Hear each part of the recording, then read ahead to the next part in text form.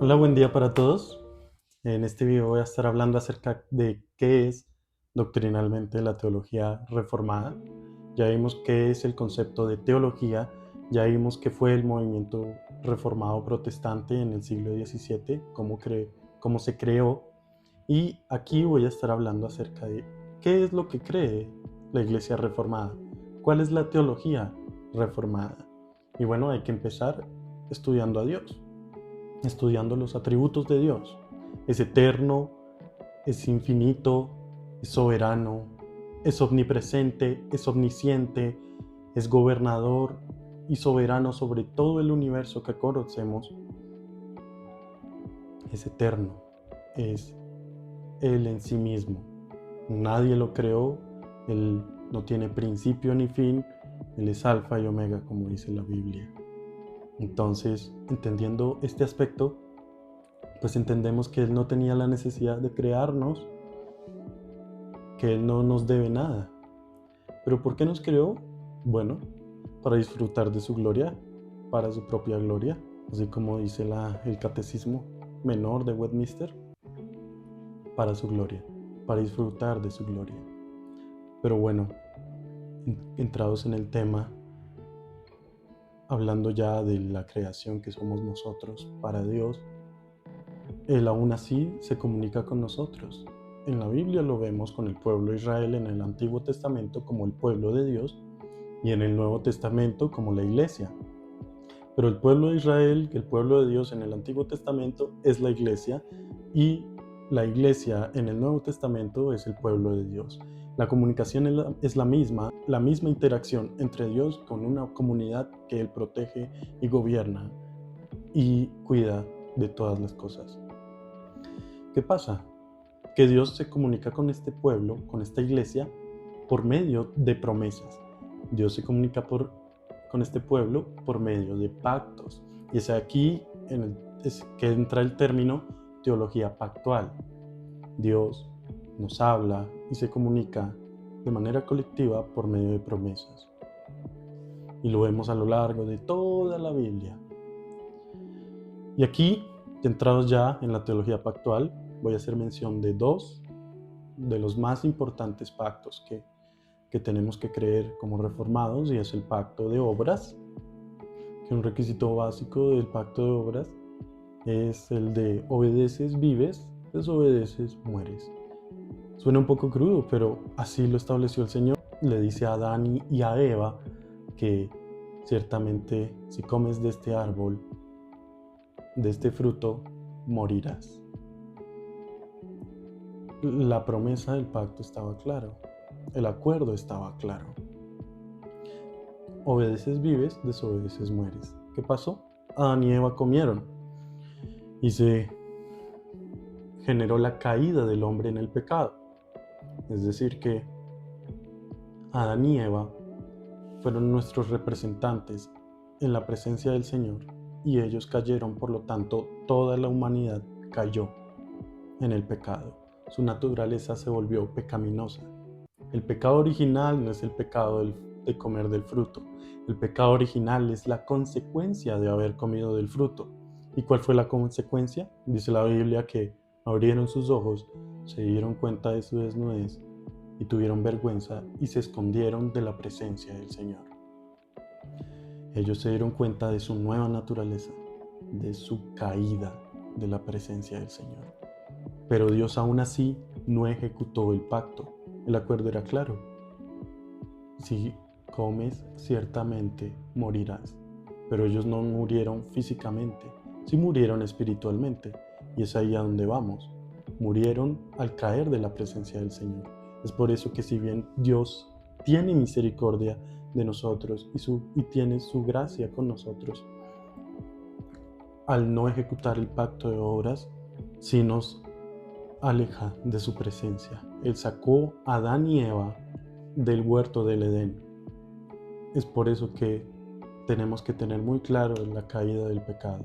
Y a lo largo de toda la Biblia, en el Antiguo, en el Nuevo Testamento, y sobre todo las cartas de Pablo, del apóstol Pablo, se menciona la caída del hombre, sobre todo en Romanos. ¿Esto qué conlleva? Bueno, que creemos en la caída del hombre, creemos en la naturaleza pecaminosa del hombre. Es decir, que el hombre no es pecador por pecar, sino que es pecador y por eso peca. El orden es distinto, porque mucha gente cree que somos pecadores porque pecamos, pero no, nosotros por naturaleza somos pecadores.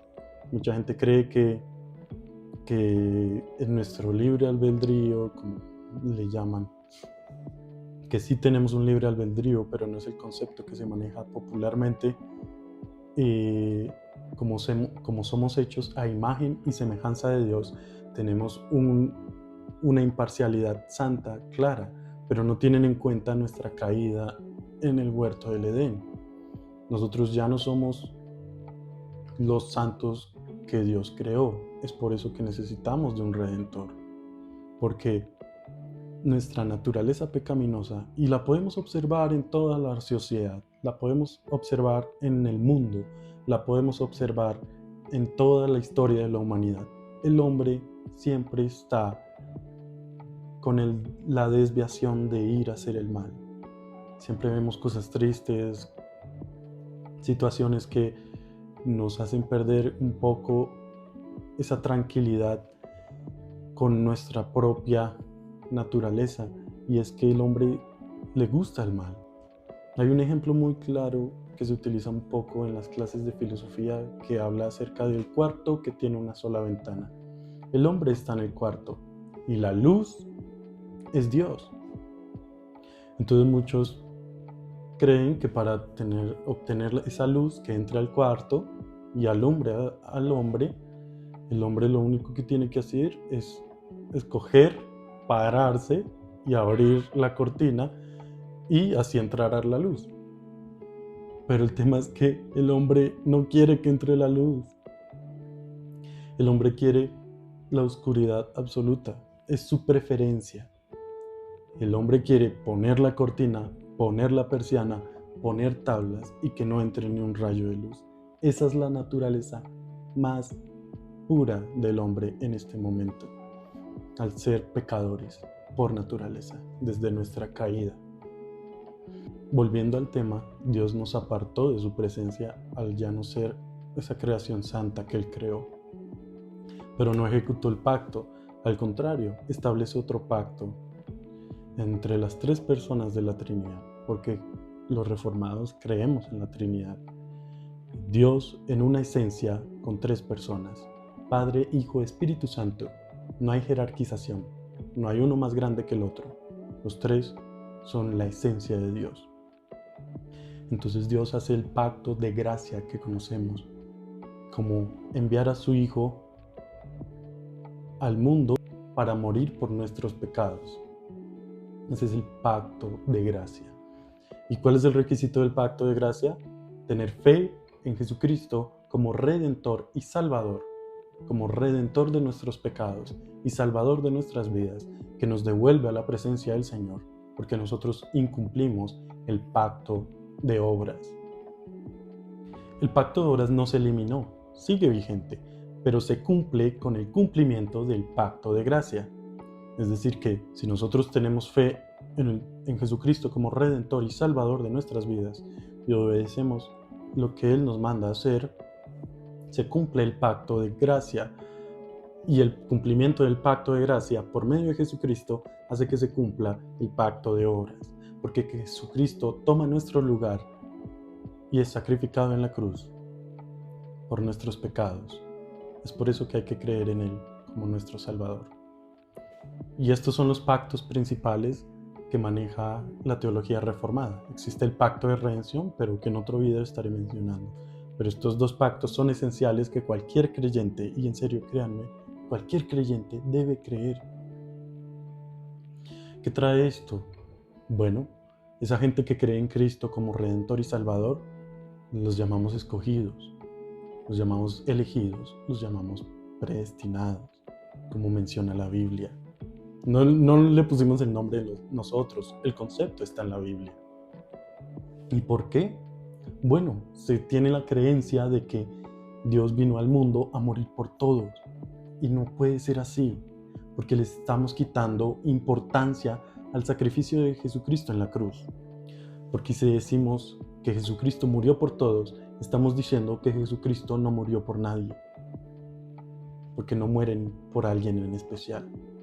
Todo el que cree en Jesucristo como Redentor y Salvador y tiene esa regeneración por medio del Espíritu Santo en su vida, que conocemos como el nacer de nuevo, esa conversación que tuvo Nicodemo con el Señor Jesucristo, entendemos que es un elegido. Pero nosotros no sabemos quién es elegido y quién no, eso solo lo sabe el Señor. Pero ese es el concepto que se maneja en la Biblia por consecuente de nosotros. El mensaje de Cristo es para todos, pero no todos son salvos, porque no todos creen.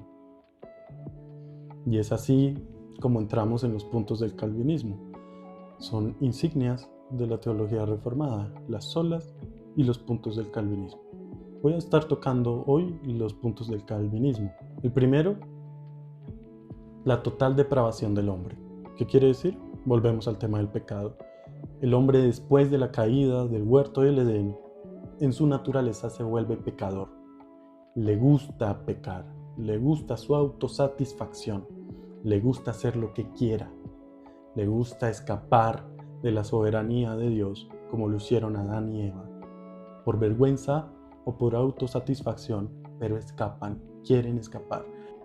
Y eso todo hombre lo quiere hacer. La total depravación del hombre es la naturaleza pecaminosa del ser humano. La elección incondicional es el siguiente punto. Dios escogió, Dios predestinó a unos para ser salvos. Y es aquí cuando entra un poco de polémica, porque a veces creemos que esto es un Dios tirano, que esto hace a Dios como un Dios de tortura, porque hizo a algunos simplemente para ser condenados. Y lamentablemente pues yo no soy Dios para saber cuál es el propósito, pero sí lo que vemos en la Biblia es que Dios siempre escoge a un pueblo, escoge a una iglesia. En el Antiguo Testamento el pueblo de Israel fue el escogido de Dios. ¿El pueblo de Israel era algo en especial? ¿Hacían algo diferente a otros pueblos? Por supuesto que no, por supuesto que no. Dios los escogió a ellos por pura gracia y misericordia. Y es por eso que entendemos el concepto de elección incondicional. Dios cuidó al pueblo de Israel, utilizando la analogía del Antiguo Testamento. Dios cuidó al pueblo de Israel, no cuidó a todas las naciones, no protegió a todas las naciones.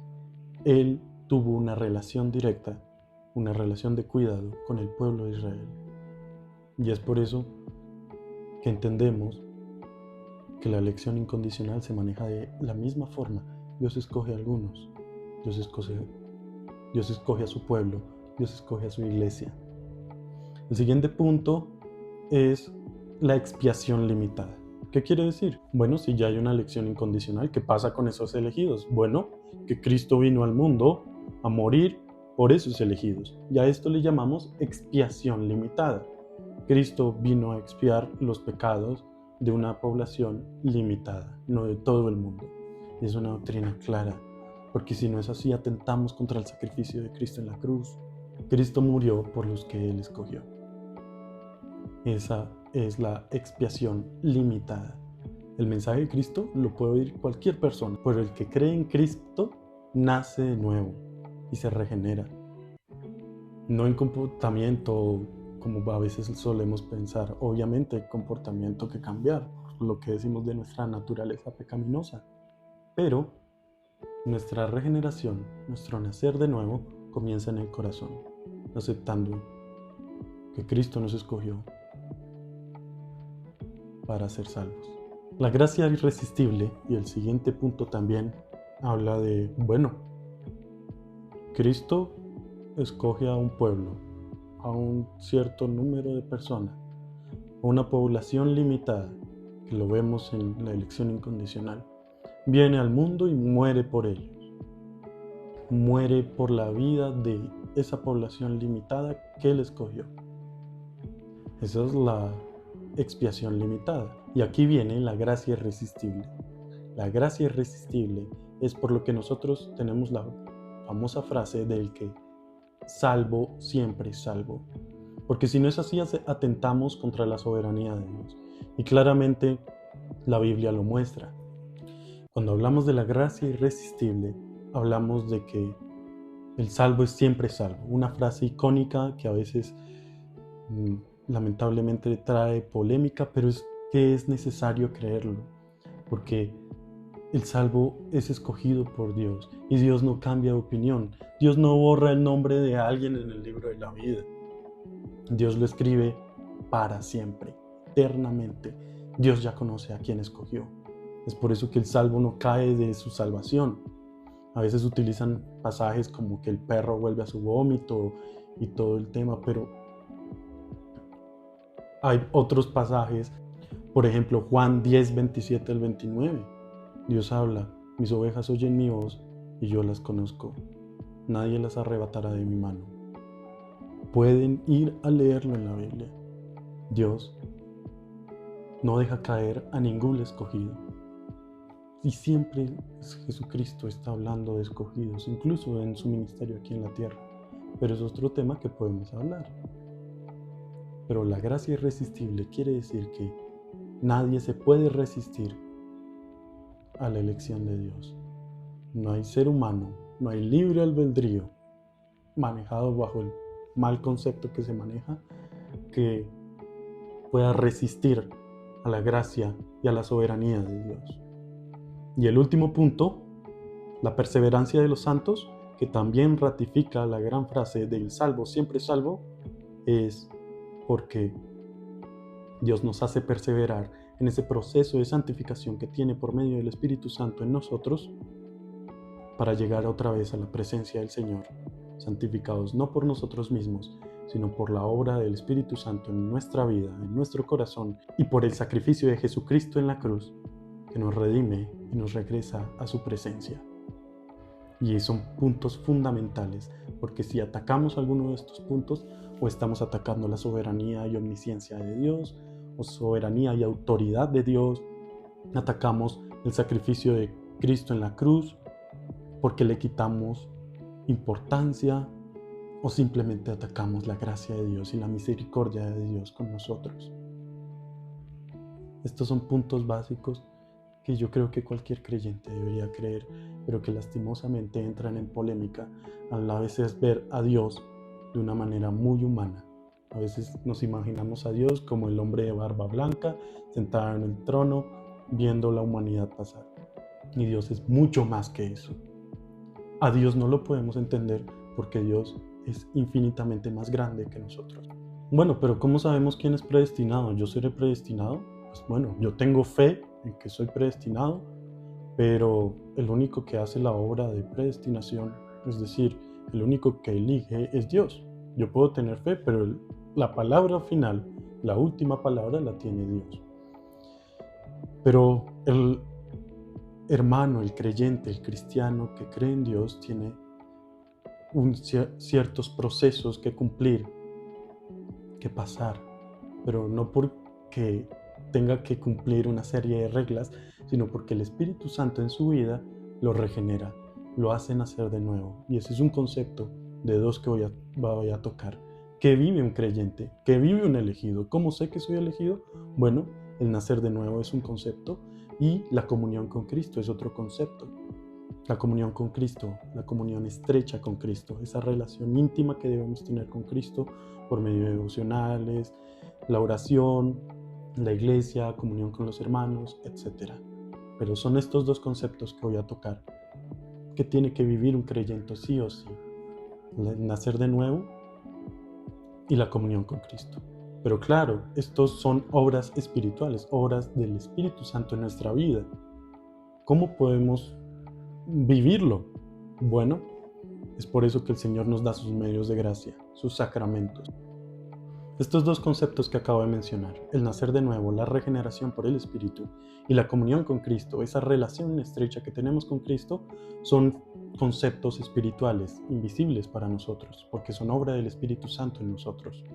Pero Cristo las ata con los sacramentos.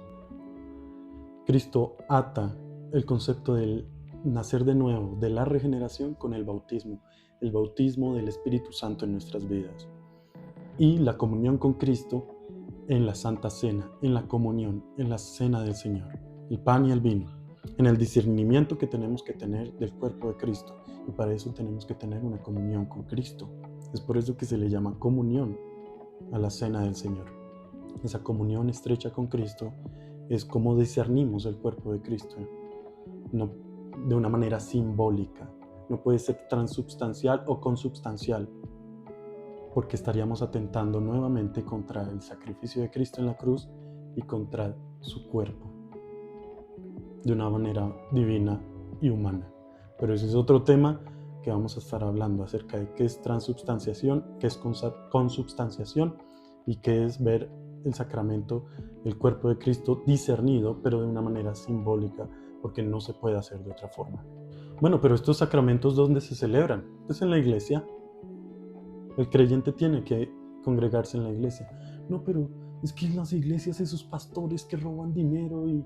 Bueno, es que la iglesia está llena de seres humanos caídos en pecado.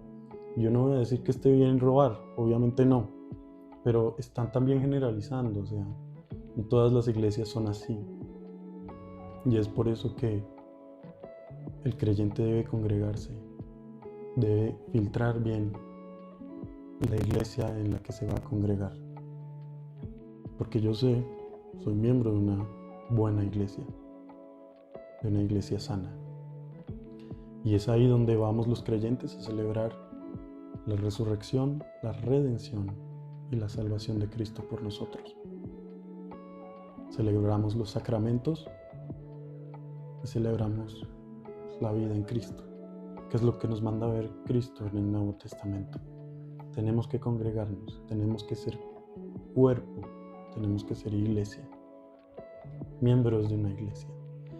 Pero bueno, entonces, ¿solo las iglesias reformadas son sanas? No, porque el filtro es creer en Cristo, en su redención y en su salvación. Entonces, cualquier iglesia que tenga esto como insignia y respete soberanía, gracia y el sacrificio de Cristo en la cruz y no atente contra eso, es una buena iglesia. Pero entonces, ¿cuáles son las iglesias reformadas? Bueno, a lo largo de la historia, bueno, ha ido cambiando, pero las más conocidas son la iglesia presbiteriana, la iglesia reformada suiza, la iglesia reformada holandesa, la iglesia reformada francesa y algunas iglesias congregacionalistas. Pero el único filtro es congregarse en una iglesia que celebre la resurrección, redención y salvación de Cristo por nosotros. Ese es el filtro más importante, y tener en cuenta que no atente contra la soberanía, gracia y sacrificio de Jesús. Esto es en un concepto muy general lo que abarca la teología reformada. Obviamente también están las solas, que son las solas, pero en esencia es esto. Claramente falta más, pero este es un abrebocas y si quieren seguir investigando, con mucho gusto yo les puedo responder cualquier inquietud, cualquier pregunta. Hasta luego.